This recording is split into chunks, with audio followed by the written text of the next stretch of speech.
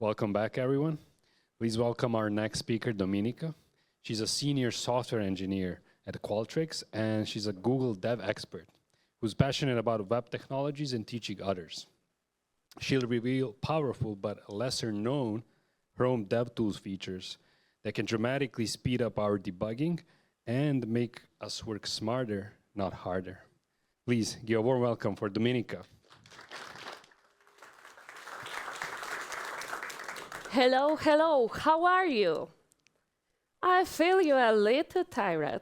I can imagine after, 2 days of the conference, everyone can be a little tired. But in the beginning, I have a small ask for you. It will be easy, I promise, okay? So, I will say some sentences, and if you agree with them, please raise your right hand, left hand, or both hands, okay?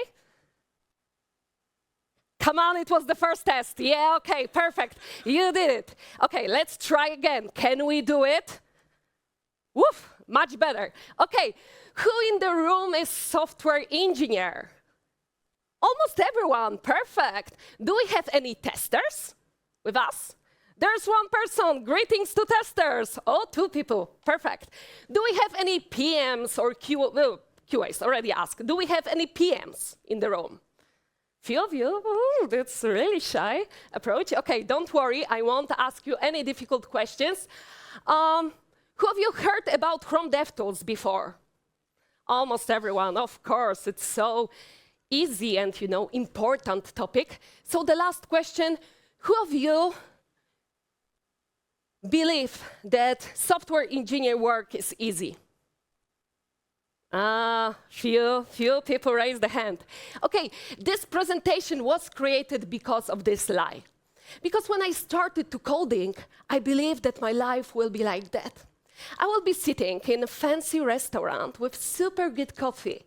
I will code with my cat and, eat a lot of pizza, and everything will work perfectly at the first time because I'm so amazing programmer, right? Yeah, it's not true.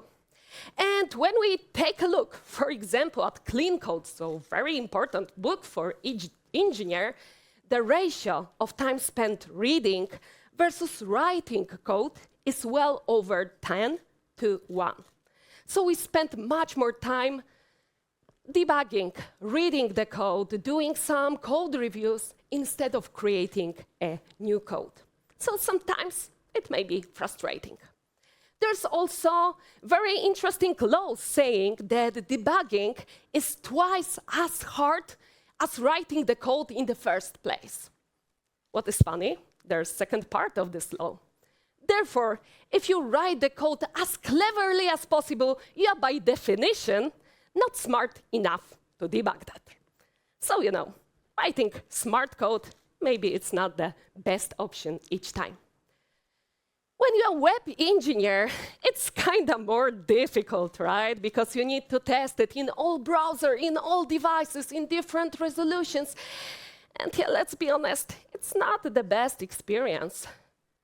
What's more, according to some data, 95% of code for a quarter, for last quarter, for Y Combinator latest batch of startups was written by LLMs.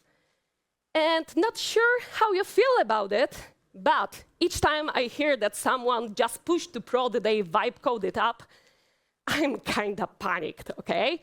Because it's not the best solution. Of course, vibe coded apps are fun, but remember, artificial intelligence, it's not always intelligence. We still need some human input there, for example, to debug them.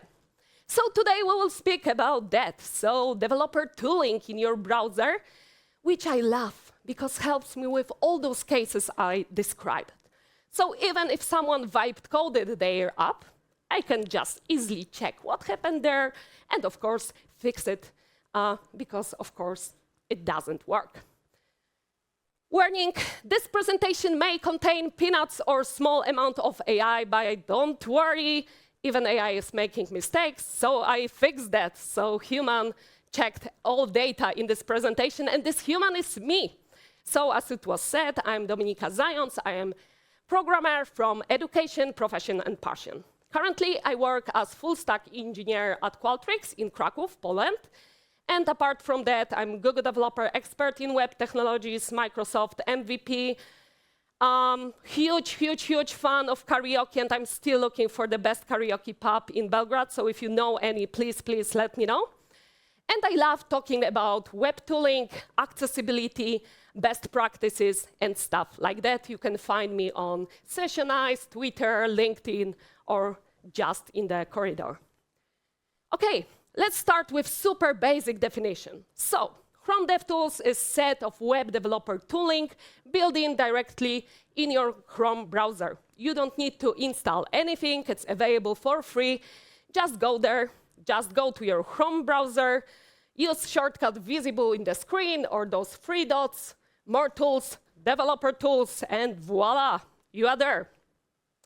And plan for today is not to talk about those typical things we do in Chrome DevTools, but those more hidden, more unique. Not everyone is aware that they're. So the plan, firstly, styling, because we all love CSS and struggling with that. The second thing, lazy clicker's guide, because I'm super lazy, so I will show you some tips on how to be lazy at work. And third thing, of course, performance, networking, and tips connected with that. Let's start with CSS. One important thing. I know that we are in Halloween season, and there are many people that people are afraid of, okay? Some are afraid of FOMO, public speaking, animals, maybe some different creatures. For me, personally, the most difficult and terrifying thing is, hi, Domi, I have just a quick question for you, 5 minutes before finishing my work. So this presentation is created in this way that I will show you some quick question I received from my teammates, PM, designer, or someone I cooperate with, and how to answer this question with Chrome DevTools to go home quickly just after that. Okay, CSS. We all sometimes feel like the guy in this GIF, right?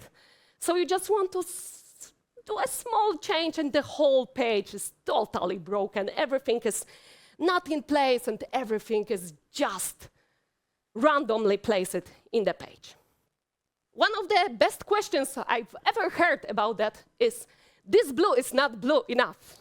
I love this question, and if we have any UX designers in the room, I love you. I really love you, but sometimes I have no idea what does it mean. For example, when someone telling me that blue is not blue enough, I'm starting discussion in my head. What is blue?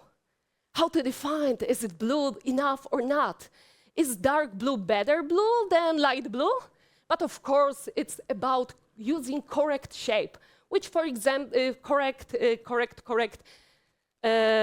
shade of the blue, which is like assigned with, for example, your branding. And not sure if you heard about it, but we have a tab called CSS Overview. What is super cool in this tab? It will create a summary of all colors used in given page. So you can see that, for example, on this page, we had like 5 types of blue. And what is even better, when you click on them, you will receive the list of all elements using this given color in the page. So you can easily find them, and of course, change if needed. How to find this view? You have to go to Chrome DevTools, find 3 dots, more tools, CSS Overview, and just capture Overview. So super easy way to find some issues, and of course, find this correct shade of blue your UX designer really loves. The second thing, much more important. This page looks bad for people with color blindness. And probably you've heard that, for example, in the European Union, we have a new law about accessibility since July. And everyone expects that this law will be more and more important. So we have to make sure that everyone can access information in our web pages, including people with disabilities. And of course, you've seen this page, right? Have you ever seen it? Okay, few people know that their hand. Yes, yes, you know this page. But according to data, one of 12 men and one of 200 women in the world would see it differently because of color blindness. And for some of them, it may be black and white. That's the version which is like our first connection with it. But for majority of them, it will look differently because they, for example, cannot see specific color. They can see, for example, just red or blue. And what is super cool, you can preview that in Chrome DevTools. Maybe I will do it live, so you have to trust me. I'm at Heapcon page, so I'm opening my Chrome DevTools, make it a little bigger so you can see what I'm doing here, and I'm finding tab More Tools and Rendering. Right now, we have to scroll because there are many, many options available here. But there's a section called Emulate Vision Deficiencies, and you have different types here. So you can just change it and preview how the web page will look like, for example, without color at all. Are all data still available? Do we know what is a button and what is a link? And my favorite forever, all errors marked in red. Thank you, right? I have no idea where the red is with that. But what I strongly recommend, just change it and try to use internet the same way you do, for example, for 1 hour.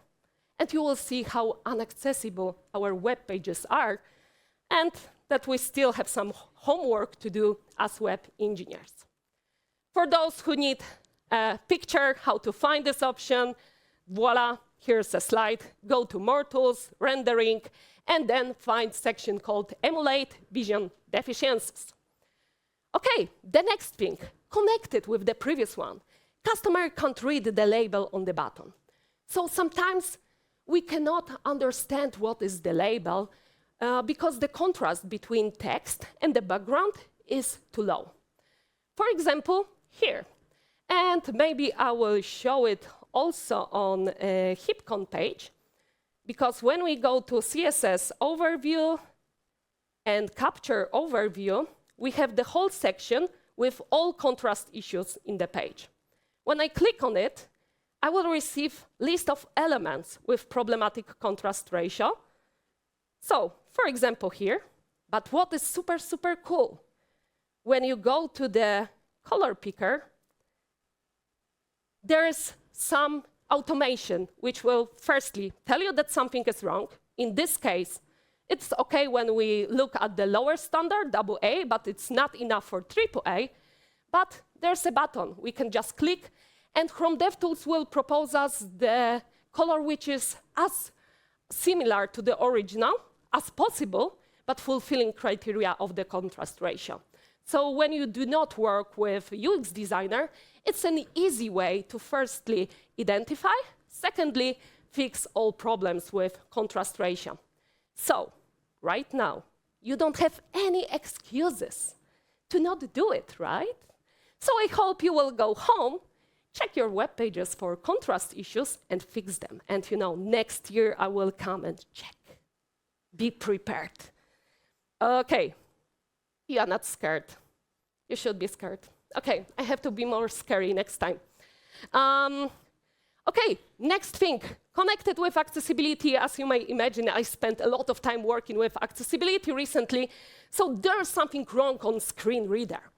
Some people are using additional devices or additional tooling to understand what is in the page, including screen reader. As you may guess, screen reader reads the screen. Simple, right? But it's not so easy. Sometimes we forgot to, for example, add alternative text to the images. So when automation is translating our HTML into screen reader format, there's no information what is in the picture. Although it's just like 1, 2, 3 picture. And we miss a lot of information there. There's also something super cool called accessibility tab. And sometimes it may be hidden by default. So you need to find a tab called accessibility and click this checkbox. Then you will be able to enable full page accessibility tree. What this does, it translates between HTML and how it will be translated for screen reader. So you can see if the label is okay, is it focusable or not. And oh, what is super cool? You can switch between HTML and this view. And when the element is selected, it will be also selected in the second view. When you, for example, add additional label, you will see how it was translated for screen reader. So you can play with it and fix everything if needed. And the next one. Everyone at least once made something wrong with state management, right? It's so obvious, and it's like the error that each junior did at least once in their life. Sometimes the question is like that. You know what? Something is blinking, but I have no idea what and why. Thank you. Super helpful.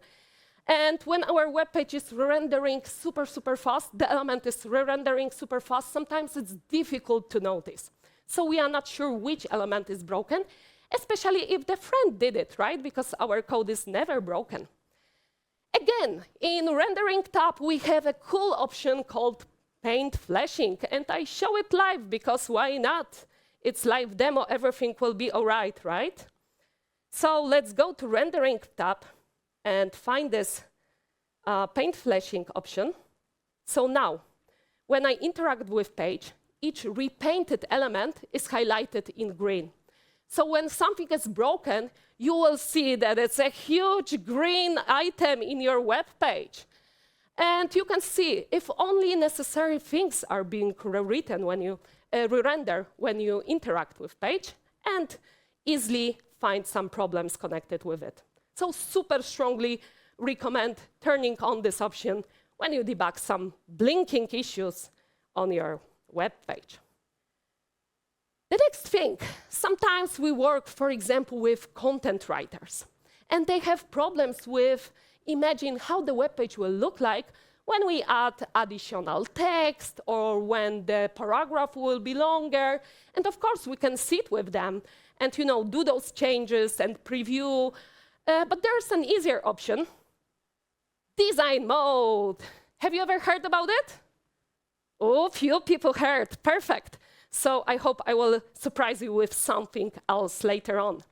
What it does, let's go to console view. I hope you can see it. Is it okay, or should be bigger?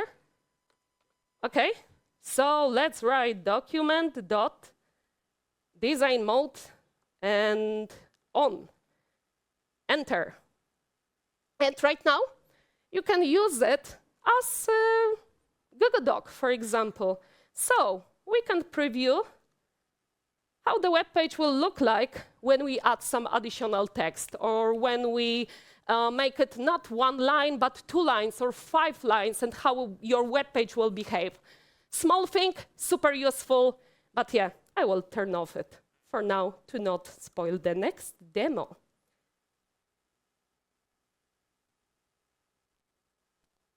Oh, thank you. Someone is listening. Oh, did I say that live demo is easy? Writing is the most difficult part of my work right now, but we can make it. We can make it. Ta-da! Perfect, right? Thank you. I received applause for just doing typo. I'm really proud of myself right now. Okay, time for the most difficult question in IT, and you helped me with typo, so right now you have to help me with guessing what is that. Warning, it's a joke. Sorry? Reinvest, no? No. Naming? Naming, yeah, it's difficult, but we will have AI for that in the later part of the presentation. Something else, more basic. No? Come on, front-end engineers. Center something, yes, that's the most difficult question in IT, come on. People, we have AI for everything else, right? But centering stuff is still difficult. And yeah, we can do it like that. And I know one guy who actually works with CSS like that. As you can see, there's a ruler. in his hands. I really love it. But of course, there is a better version. And voila, there's a live demo right now. Let's hope it will work. So I have a button, and it's not center. What I can do? There are multiple things I can do here. So one of them is, I know that there's something called display, right? And I will receive a tooltip telling me which one was responsible for what. So you can play with different options and do it as long as you will find the correct combination of properties. It's super useful when you are junior or you have memory as goldfish like me. So you don't have to remember properties. Awesome, right? But of course, it's 2025, so we have also another option, which I will show you right now. So let me find this item here. Can you see it? I really, really love it. It's small, but there's a built-in option to center element with AI. Perfect, right? So in the latest month, there was added AI support in Elements tab. And you can do much better things than just centering stuff. What is super cool, it has context on your web page. And you can say, please focus on this element, but it can also read other elements on the page, parent, and everything. But I really, really love the fact that the center is one of predefined options here. And see, okay, we opened AI assistants. We have a lot of text, which is super smart and telling you what's happening. So you can click it, and of course, the styling will be applied for you. As you can see, by default, it's centering only horizontally. So I can add follow-up question. Center it also vertically without typo, you see? You see? Perfect. OK. And it will generate a code for us. So this example is super stupid and simple. But in more complex web pages, it's super, super helpful and beneficial. It's not enabled by default. You need to change in settings and allow using those AI options in the browser. But it is available in Serbia. It's not? Oh, shoot, sorry. I hope it will be soon, because, it worked for me here. So I hoped it's OK. I don't have VPN here. So am I cheating right now? Don't tell anyone, OK? I see you. Next time, if I won't be here, it means they found me. OK. Let's go to slides. We'll see what's next. Cue the doc in case there's something wrong with demo, but fortunately, there is not. And recording in case there's something wrong with live demo. How to find it? That's the old UI. But yeah, mostly you just need to right-click on this element, go to AI Assistant. I hope it will be available soon. Also here. And it was everything about CSSs. Yay! Do you feel better about styling right now? A lot of enthusiasm. I love it, really. But yeah, only my session and one more, and you can go home. So we are almost there. The next thing, lazy clickers guide. Yeah, that's one of my favorite things. So you have a ticket with some error from the client. But reproduction steps are like 2 pages long. And you have to click on specific type in formula. And later on, you have to change the language. And then you have to go to another page. And then you have to clap twice and go back to another page. And then you see an error, right? Super cool thing to do it once. But when you debug stuff and try to reproduce it and fix and check if it's working, it's so, so annoying. Especially like, if it's longer than 3 steps, I'm trying to disappear. And I hope that someone else from the team will take the task. OK, maybe it was like that in the past, because right now we have something called Recorder tab. And I will show live demo, because why not? That's a web page where you can order a coffee.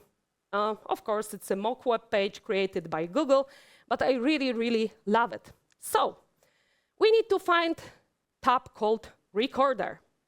Now, here's a difficult part. You should choose a name, but let's keep with the original default one for now, and then you can choose selector. So for example, if your company use data test ID, you can ensure that we will focus on those selectors, or you can just leave it empty and use everything possible.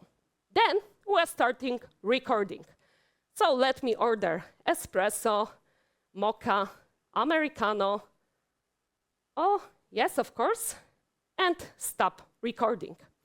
As you can see, there's a timeline of events happened during record.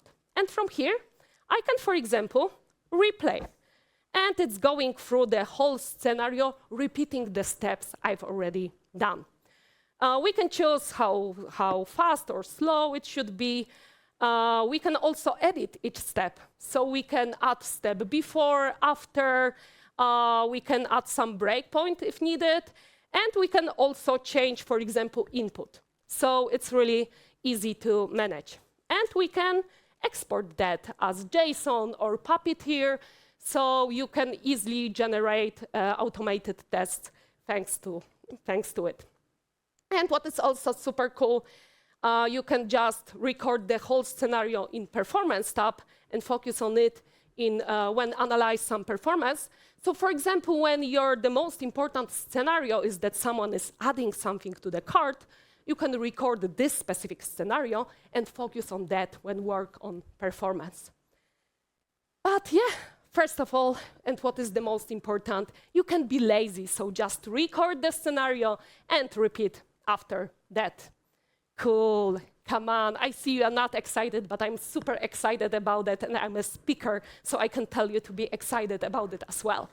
Where to find it? 3 dots, more tools, and recorder, and the rest is so easy that you will know what to do.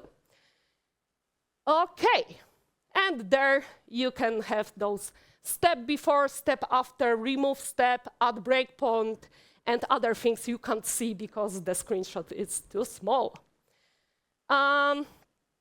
Okay, or maybe let's go back to the slide. Cue the doc in case there's something wrong with demo. You know, go to the space, but we're still waiting hours, especially on the airport with slow connection, to load just one simple web page.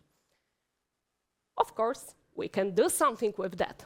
And there are many cool things added recently to Chrome DevTools you may not be aware of. And first them are local and field metrics. So when you go to the web page, you don't even have to record anything. You may have this web page like Chrome DevTools closed, but in the background, there are data collected about performance of this page. So let's go to Heapcon. And even without interacting, even without doing anything with this page, I will receive some data about largest contentful paint, cumulative layout shift, and other core web vitals. And those are local metrics. So metrics on my machine, as you may imagine, they're not really reliable because it's my machine. I may have slow or fast computer. I may have super slow or super fast internet connection. But you can also combine them with field data. So after that, you will see your local data compared to field data collected from your real users from the last 28 days. And what I really love, it's even telling you that, for example, here, my local value is poor, but it's better than typical users. And I will receive some tips, what you can do, how to improve that. And of course, there are many additional information. You will see some links. There's some information what this metric is and why it's important, which element you should focus on, and so on, so on, so on. Even you will see which element is causing this layout shift. The next thing are insights. So let's go back maybe to the demo. Right now, I will record and reload the page. So I will prepare some report about performance of this specific page on this action of reloading the web page. Of course, typically you should do it in incognito mode to be sure that there are no additional plugins interacting with that or something stored in your local storage. Here, we just want to show how it works, so I ignore that for now. But please don't do it at home, okay? And what is super cool? You will receive some insights. So information what to do. Someone is telling you that web page is slow. Just go there and see some easy tips, easy tricks, what to do. You will receive information, which element is problematic. Of course, you can debug with AI. And I have to say that it's really useful in some cases because it has context of your web page. What else we can do? Here we see all activities. And there's one thing I really, really love, added recently, that you can label those entries. So I can add my notes here.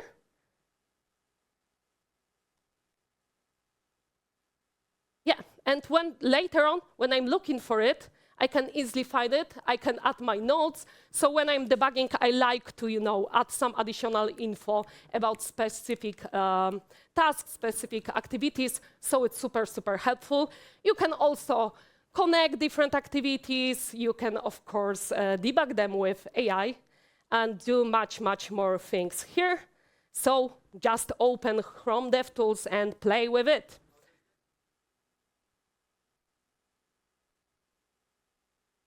So similar, Lighthouse Audit will create a report, but the findings will be similar. So you should start with this view or start with Lighthouse view. But then when you go into details, this view is much better because you can just deep dive and focus on other stuff as well.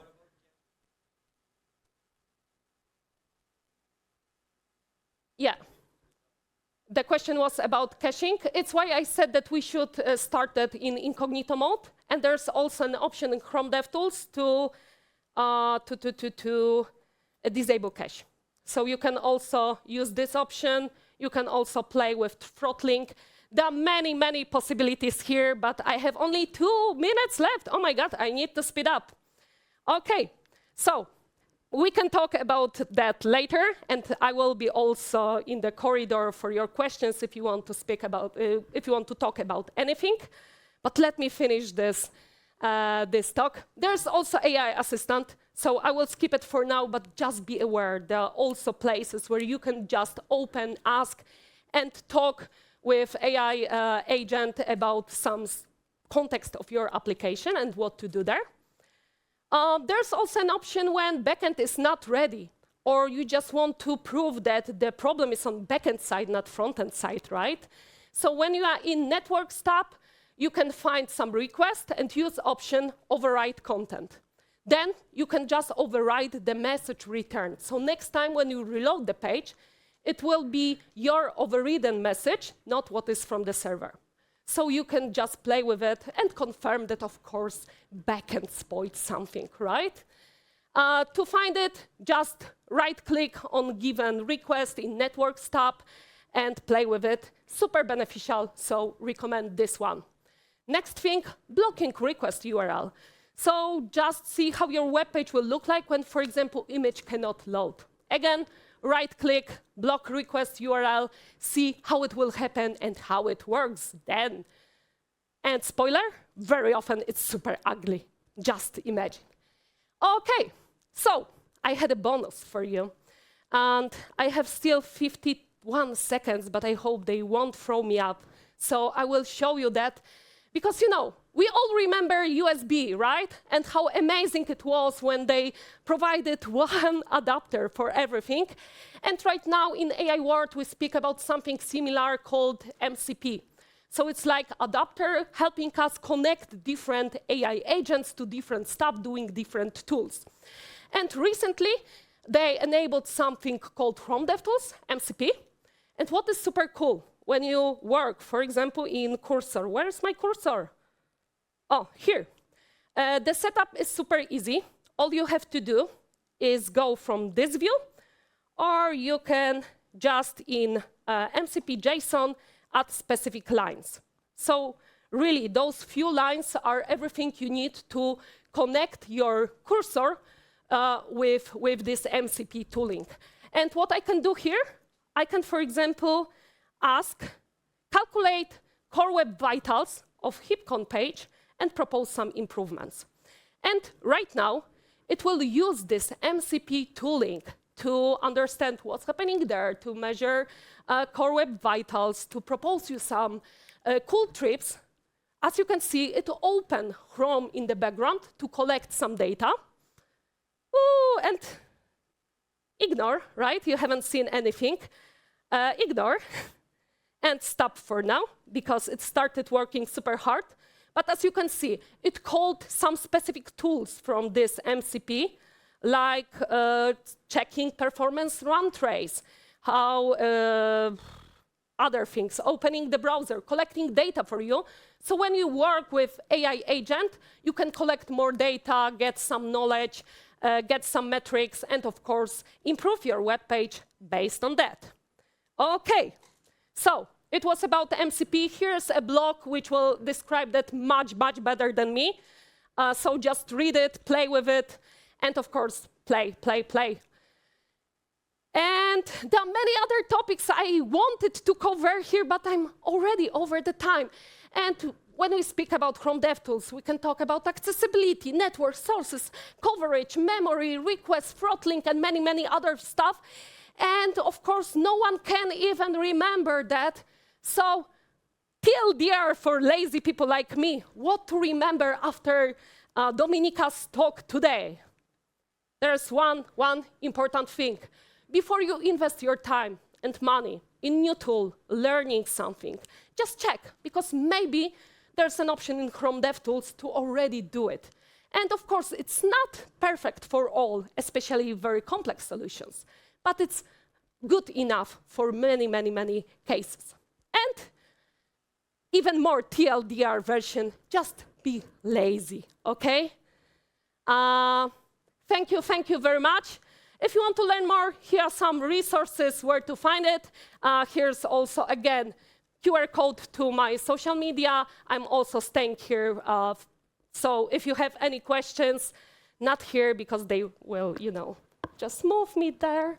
But yeah, we can talk. And thank you very much.